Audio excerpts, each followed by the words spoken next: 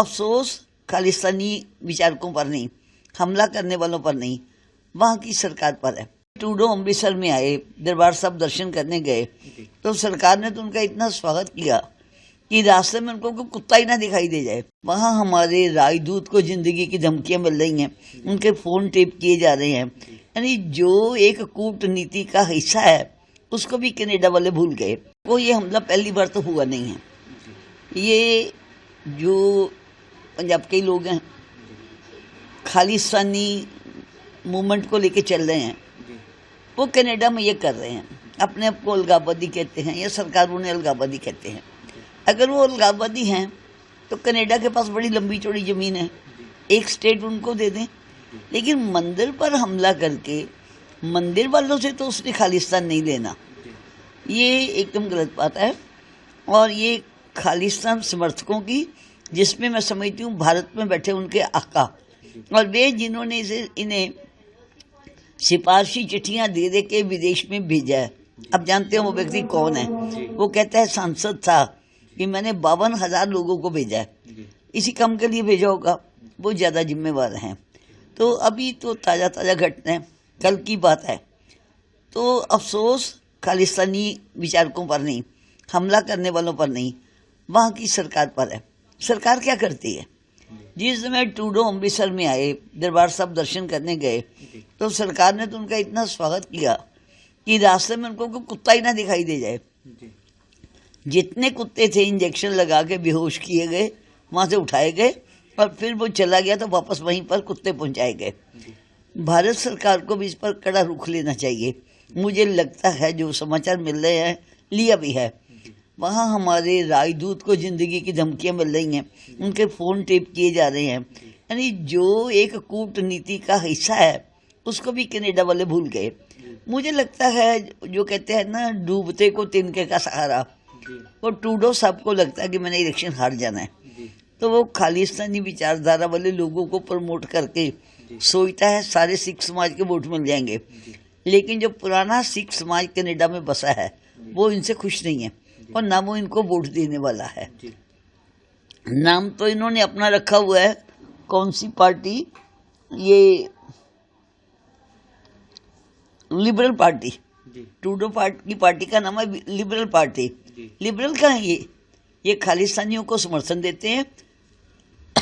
वैसे ये बुरी बात है। पिछले दिनों इंग्लैंड के बर्मिंघम में जो कुछ हुआ, न्यूजीलैंड में हुआ, ऑस्ट्रेलिया में यदाकदा हो जाता है, अमेरिका में भी हो गया। मुझे लगता है इसके पीछे वो एजेंसीज जो भारत में शांति नहीं होने देना चाहती, वो इनको पालती हैं, वही इनको धन उपलब्ध करवाती है। मैंने एक बार टीवी पर सुना था एक सरदार जी का वक्तव्य, जो पिछले 50-60 साल से कनाडा में बसे हैं। उन्होंने कहा हम शांति से यहाँ बसे हैं, हमारा व्यापार अच्छा है, हम समृद्धि कर रहे हैं, समृद्ध हो रहे हैं, पर इन लोगों ने आकर के हमारी छवि भी बिगाड़ दी है।